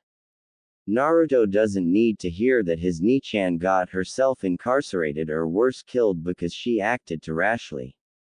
Anko lowered her head and gave a sigh of defeat. "Hi Tsunade-sama, I swear I won't do anything rash. Unless I'm provoked, that is." Before the conversation could go any further, two Konoha shinobi approached their table. One was a man dressed in a standard Jonin outfit. This gentleman had a beard and a cigarette in his mouth. The other one was a woman about the same age as Anko, dressed in a standard Chunin outfit with black hair and red eyes. Tsunade's eyes narrowed and feared the worst. Did they find out Naruto was still alive? She said in a cold voice, "What do you two want?" Both shinobi were shocked by the harsh reception given to them. The man said, "I'm sorry for our intrusion, but we have come to see Anko-san." Anko just looked at the two and said, "Nice to see you, Asuma, Kurenai. What do you need to see me for?" Asuma just looks at Anko and replies, "Hokage-sama has requested that we escort you back to Konoha. Ibiki needs your help interrogating a new prisoner." "Can't it wait 5 more days? I mean, I'm on vacation here," Anko said as she took a sip of her sake. Kurenai just shook her head. "Anko, you know full well that this can't wait, otherwise he wouldn't have sent us to get you." "Fine," growls Anko as she stands up. Tsunade also gets up, looks at Anko and says, "I'll send Shizune your regards," then proceeds to walk out of the bar. After Tsunade departs, Kurenai looks at Anko and asks, "What was that all about?" Let's just say she recently learned of something that made her detest Konoha even more. Not that I blame her though. "Are you talking about that Naruto kid's death?" asked Asuma. Anko just glared at him before saying, "Let's go," and headed off toward Konoha. Knowing full well that Anko was close to the boy, Kurenai just shook her head before saying, "Idiot." Then follows after Anko. Asuma, completely clueless as to what that was all about, just shrugged his shoulders before following the other two. Time skip. It's been 3 years since Tsunade and Shizune found Naruto by the roadside, and in that time he has learned a great deal. Shizune would give him his basic skills such as reading, writing and mathematics, as well as help Tsunade with his medical training. Tsunade for her part would help Naruto with his chakra control by teaching more control exercises such as water walking. She also started to train him in her taijutsu style and he already is quickly starting to master it. Tsunade also made sure that Naruto had as much of a normal childhood as possible. Whenever Anko got a chance to visit, she would work on reinforcing his chakra control and working on his weapon accuracy, by having him do what he so affectionately called, training from hell by Anko Nichan. Speaking of Anko, we currently find her jumping from rooftop to rooftop, in the middle of the night, toward the Uchiha district. Her thoughts are currently about how she has yet to acquire anything on the Uchiha clan. 3 years. 3 bloody years. And I have yet to find a damn thing on those bastards. As she lands on a rooftop adjacent to the Uchiha compound, she starts to scan the area for anything out of the ordinary. Through the darkness Anko could make out two figures lying on the ground. Just as she was going to go get a closer look, she hears a voice. "Hello Anko," said the cold and calm voice of someone standing behind Anko. As she jumped away from the voice, Anko twisted in mid-air so that when she lands she will be facing the person that knows her name. When she finally sees this person, her eyes narrow and one word escapes her lips: Itachi. Showing no emotion to Anko's reaction, he simply says, "Have you come here to stop me?" Being caught off guard by that statement, Anko had to ask, "What the hell are you talking about? I killed off the Uchiha clan, and was on my way out of Konoha when I ran into you. So I ask again, are you going to try and stop me?" Came the calm voice of Itachi, his face showing no emotion when he talked about killing his clan. Anko just shrugs her shoulders and says, "Not really. If I had known ahead of time, I might have come earlier, just so I could join in. But I do have one question: why?" Itachi was mentally surprised by Anko's remake but gave no outward sign of it. Before he turns to leave, he tells her, "Your decision to not interfere is a wise course of action. With that seal on you, you're no threat to me." Anko's hand instinctively went up to her neck and started to rub the seal. As Itachi starts to head toward the outer walls of the village, he says one more thing. "The reason I killed my clan was because they had become a threat to me. Farewell Anko." After Itachi left, Anko just stood there for a little while rubbing the seal on her neck while thinking, what the hell does he mean? Because of the seal I'm no threat to him. After the Uchiha massacre, the Sandaime Hokage decided to raise the age at which you can graduate from the academy, as a way to prevent another person from gaining too much power at too young of an age. As for Anko, she was questioned about what happened that night. She told them everything she knew, minus the fact that she would have joined in and the fact that she basically let him go. It took several months for things to calm down enough for Anko to get some time off so she could go and see Naruto, Tsunade, and Shizune to inform them of what she knew about the massacre. When Anko finally caught up with them, they were by a lake. Shizune was sitting on the shoreline watching as Tsunade and Naruto had a sparring match on the lake surface. Naruto jumped back as Tsunade came down with a heel drop, spraying water everywhere. As he came in with a counterattack, Tsunade blocked the punch and nailed Naruto in the stomach, causing him to go down to his knees. Your counterattack was to slow Naruto. Getting back up to his feet, Naruto threw a roundhouse kick aimed at her ribcage. Tsunade quickly countered with a sweep to the other leg, causing him to land flat on his back. "I told you before, you need to watch that footwork, Naruto." Naruto jumped away from Tsunade to get some distance, when Tsunade got into a defensive stance and made a "come here" motion with her hand in a mocking gesture. The already frustrated Naruto lost his cool and charged in a rage, only to find out that Tsunade is holding his left arm behind his back while securing the other arm with her free hand. You can't let yourself become distracted by your frustration in a fight or you lose. Looking toward the shoreline, Tsunade notices that Anko has come to visit them. Releasing Naruto from the hold, she said, "That's enough for today, Naru-chan, but you still need to work on keeping you cool in battle, got that?" While rubbing his left wrist, Naruto grumbled, "Yes, Kasen, I'm trying to keep my cool, but it's so frustrating when I can't get a good hit in, you know. I know how you feel, but keeping your cool will allow you to find a solution to your current problem, but enough about that, it looks like we have a visitor," says Tsunade as she points toward the shore. Anko was amazed at the level of control that Naruto had shown during the fight. Amazing he was able to stay atop the water during the whole fight even when Tsunade-sama got in a few good hits. When did the Gaki get so good at controlling his chakra? Shizune looks over at Anko and says, "They've been at it like that for the past couple of hours. No, I still can't believe how much stamina Naruto-kun has." Anko could only nod her head in agreement to that statement. Indeed, it seemed that Naruto had an almost unlimited amount of energy. He could go on like that for hours and still have enough left to run around afterwards. Anko was brought out of her thought by none other than Naruto as he tackled her, saying, "I missed you, Anko Nichan." Tsunade couldn't help but laugh at the antics of her son, but a quick look from Anko told her that they needed to talk privately. Looking at Shizune, Tsunade said, "Shizune, why don't you take Naru-chan and start his anatomy lesson, okay?"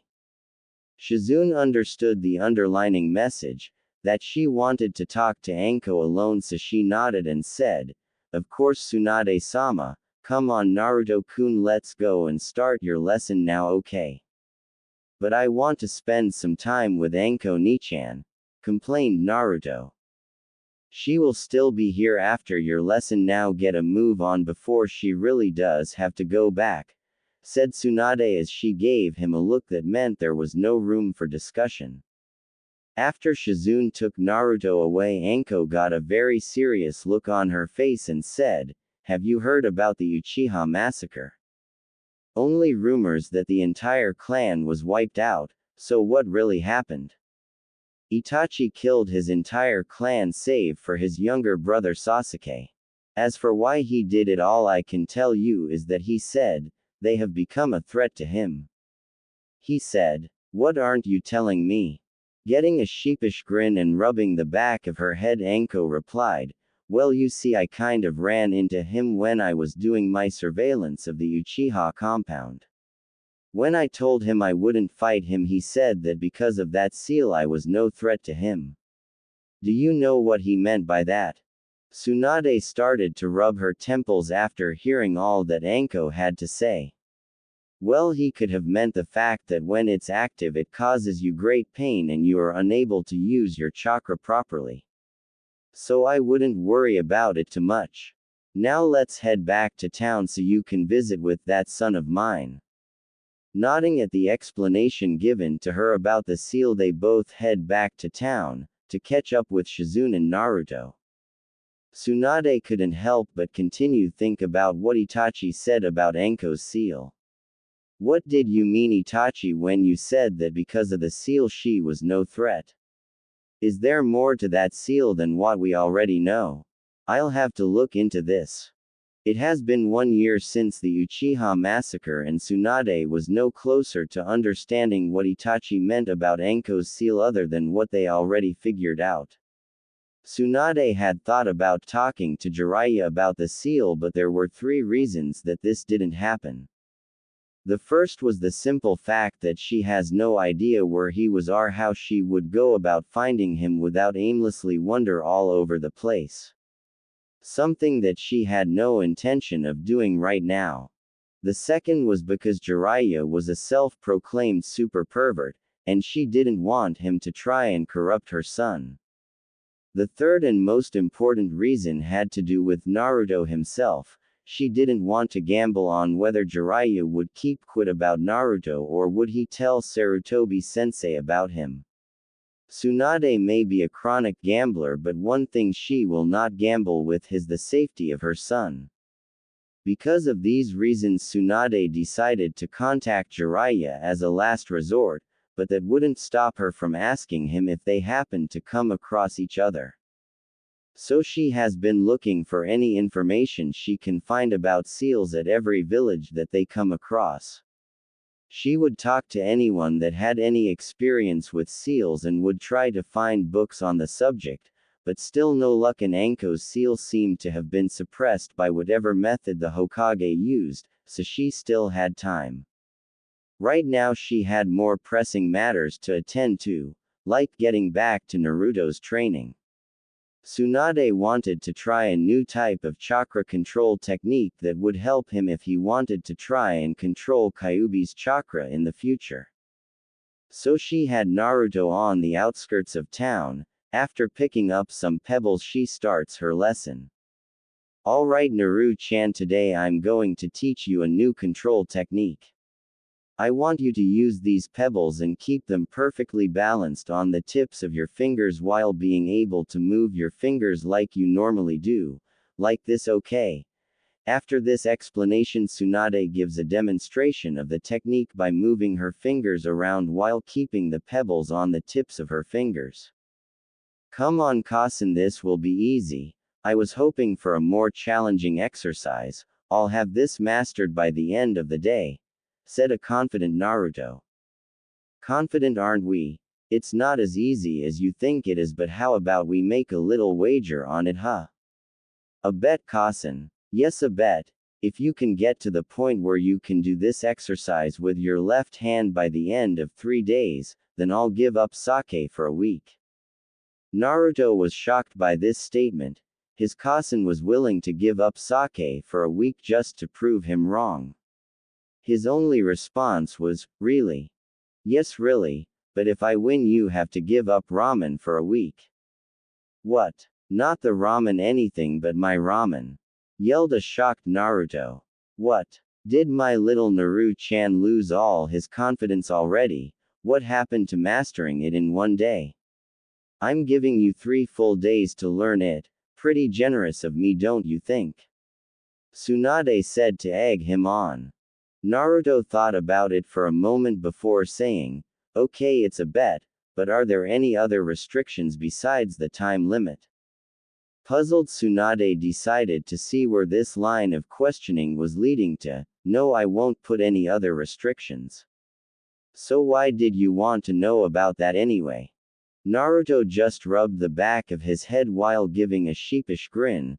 No real reason really, I just wanted to make sure that I wasn't going to be cheating using this move. Raising her eyebrow slightly, Tsunade asked, what move? Naruto's sheepish grin turned into a foxy grin as his hands formed a cross seal as he shouted, Kage Bunshin no Justu. As 5 Narutos appeared, Tsunade's eyes widened in shock. What the hell? Kage Bunshins. Where the hell did he learn Kage Bunshin no Justu? Naru-chan, where did you learn that move and why haven't you used it before when we were training? He rubbed the back of his head again while saying, well, you see.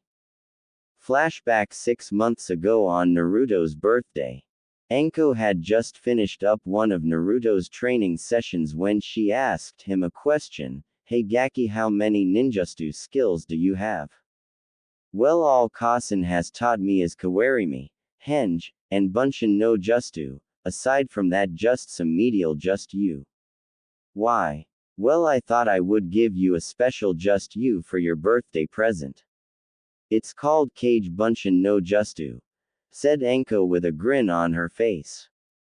But Anko Nichan, I already know a Bunshin just you, said an annoyed Naruto. Hitting him on his head, Anko responses, it's not a regular Bunshin Gaki, this just you creates solid clones, not just illusions, but the best part of all is that when you dispel them that you gain all of their experience. Meaning you could use this just you to learn at an incredible rate. Naruto's eyes got real wide hearing this and said, awesome, I can use those clone for all sort of sneak attacks when I get into a real fight. Hurry up Nichan, I want to learn this just you before we go and meet back up with Kasen and Shizune Nichan. Anko couldn't help but smile at her Ototo's enthusiasm at wanting to learn a new just you. Alright Gaki, here's how it done. End flashback. And that's how I learned it, Kasen, said Naruto.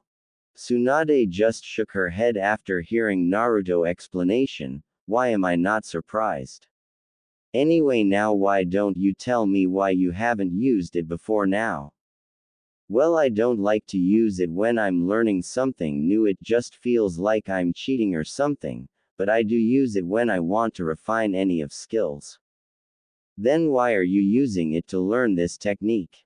Since my ramen is at stake here, I'll use everything at my disposal to win, said all 5 Narutos as they started to train. As Tsunade watched him train, she started to regret ever making this bet. I have a feeling that I'm going to have a rough week after this is over. When we get back, I'll just have to drink my fill till then, but if he can master this, then I think it's time for him to learn some of my more advanced techniques. Tsunade feeling turned out to be true as Naruto mastered the control exercise, winning the bet and teaching Tsunade to never bet against him. After a miserable week without her sake, Tsunade finally decided to teach Naruto how to summon. As Naruto was signing the slug contract, Shizune decided to talk to Tsunade about this. Tsunade-sama, do you think he ready for this? I mean, he is still just a kid after all. You worry too much, Shizune. Trust me, if he can master the pedal exercise in 3 days, he'll be able to do this easily, said a proud Tsunade. But still, don't you think you're giving him too much power for his age? That's enough, Shizune. He'll be fine. Have faith in him. We raised him better than to let it go to his head. I know, but Shizune never got to finish that sentence as they felt Naruto building up his chakra. After Naruto finished signing the contract, he bit his thumb and went through the hand seals that his cousin showed him, before slamming his hand into the ground while saying, Kuchio's no jutsu. When the smoke cleared, the same slug that delivered the messages to Anko all those years ago was before Naruto. Impressive, Naruto-sama, to be able to summon me on your first try. You are definitely someone my mistress Katsuyu will want to keep an eye on, said the slug before disappearing in a puff of smoke. Naruto just stared at the spot where the slug had been before saying, wait, don't I even get to say hello? Tsunade started to laugh at the events that had just transpired. You'll have to forgive Kamikyo for her abruptness. It's just in her nature to report directly to Katsuyu when she finds something of interest. If he's already able to get to this level in his summoning, then I think I'll have him figure out how to use my super strength on his own, with just a couple of hints along the way. Shizune, for her part, was just in a state of shock. Naruto-kun was able to summon a slug of that size on his first attempt. Turning her head to look at Naruto walking over to them, just giving one of his foxy grins while he has both hands behind his head, she could only think, I see what Tsunade-sama meant now. No matter how much power he acquires, it doesn't change him at all. It's like he was always meant to have it. Time skip.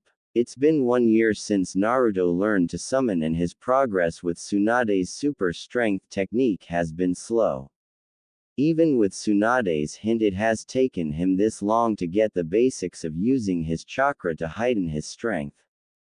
In fact, this is what we find Naruto working on right now. He is standing on the water in the middle of a lake with Shizune by the shoreline, leaning against a tree trunk reading a book, with her pet Tun sleeping beside her, while Tsunade is in town taking care of her business.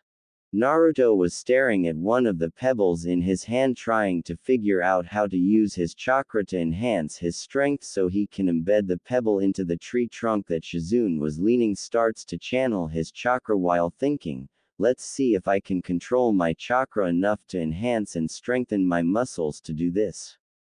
Naruto takes aim and flicks the pebble toward the shore. Shizune was really enjoying the book she was reading when she suddenly felt something whiz past her head, and then she heard a cracking sound behind her. Turning her head to look at what caused the noise, looking at the tree, she sees a small pebble embedded into the bark.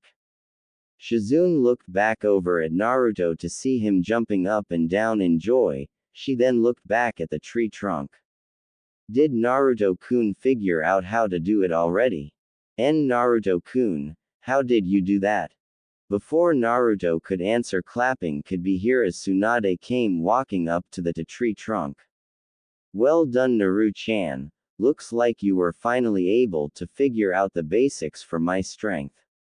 I'm impressed. It took Shizune about 1.5 years before she figured it out. Now we can focus of strengthening it and making it a permanent, and we will also work on how to meditate, because I think it's time that you learn how to access Kyuubi's chakra. Over the next few months, Naruto had a hard time learning how to meditate. The main reason for this was his mind was always on alert. Even tough he's been with Tsunade and Shizune for more than 5 years, he still had a hard time letting his defenses down. When Tsunade found out about this, she couldn't help but feel sorry for Naruto, and her anger toward what Konoha has done to him would grow. As time passed, Tsunade did everything she could to help Naruto realize that he no longer had to keep his defenses all the time. Then one day, as Naruto was trying to meditate, he heard what sounded like a low growl. Opening his eyes, he was surprised to find himself in what looked like a sewer. Naruto lowered his head and just sighed. Great, just great. I guess this gives new meaning to the saying having your mind in the gutter. After hearing another growl echo through the corridors, Naruto just shrugged his shoulders and thought, might as well follow the sound, as he headed down the corridor. Eventually he came before a large gate with a paper that had, seal, written on it. 2 big glowing red eyes can be seen behind the gate as a loud voice says, so my jailer has decided to grace me with his presence, as a giant fox comes out of the shadows behind the gate. Naruto's eyes narrow at the fox as he says, so you're the great Kyuubi I've read so much about. You're also the cause of all the hatred I got while I lived in Konoha. Kyuubi mentally flinched at the last comment before saying, don't believe everything you read, Kit. You might be surprised by what you find. Naruto raised an eyebrow and said, and what would surprise me? Kyuubi get a smile on its face as it says, well, for starters this. Then the giant fox starts to transform into its human appearance. The first thing Naruto noticed as the Kyuubi came into view was the fact that the great demon fox was in fact a woman, and a beautiful one at that, with shoulder-length blood-red hair. She was wearing a red battle kimono with a navy blue sash around her waist, black shinobi-style pants with white wrapping around her shins, and a black pair of shinobi sandals. Naruto had to admit that his was indeed surprised. None of the text he read about the Kyuubi ever mentioned that the demon fox was in fact a girl. Kyuubi couldn't help but laugh at the look of shock on Naruto's face. After she calmed down, she got a sad look on her face before saying, look, kid, I just want to say that I'm sorry for how your life has been like before you met that Tsunade person. I'm not asking for forgiveness or anything like that, and I can understand if you hate me, but I just wanted you to know that's all. If Naruto was shocked before, he was totally floored by that statement. What the hell? I figured that Kyuubi would be a bloodthirsty monster or something. If she's being honest with me, then who knows what else about her has been misleading. After recovering from his shock, Naruto decided to ask, look, there's nothing to forgive. You weren't responsible for the treatment I received when I lived in Konoha, and anyway, I have a couple of questions. First would have to be, why did you attack Konoha in the first place? The second would have to be, why everyone always refers to you as a bloodthirsty monster. Kyuubi was surprised by the fact that Naruto didn't blame her for what happened to him. Then she heard his questions and she sighed before saying, I'm not ready to talk about why I attacked Konoha yet, kid, but I will tell you that I had my reasons. Fair enough, I guess, but when you're ready I would like to know. Fine, Kyuubi said before she got a smile on her face and continued, now about your second question. I've been around for thousands of years, kid, so naturally I've gotten a reputation for being a bit aggressive when I get mad. A bit aggressive? If I believe what I've read, you've leveled entire cities, for crying out loud. Kyuubi gets a sheepish smile on her face and uses her right index finger to scratch her cheek before saying, well, you know what they say, hell hath no fury like a woman's scorn. Naruto just stared at her for a second before saying, you have got to be kidding me, You're telling me that you leveled those cities because someone pissed you off. Kyuubi just shrugged her shoulders and Naruto brought his hand up to his lowered head and started to shake it back and forth. Unbelievable. Remind me to never get on your bad side, Ba-chan. A vein started to pulse on Kyuubi's forehead as she clenched her fist and yelled, I'm not old. But you said that you've been around for thousands of years, so you must be really old.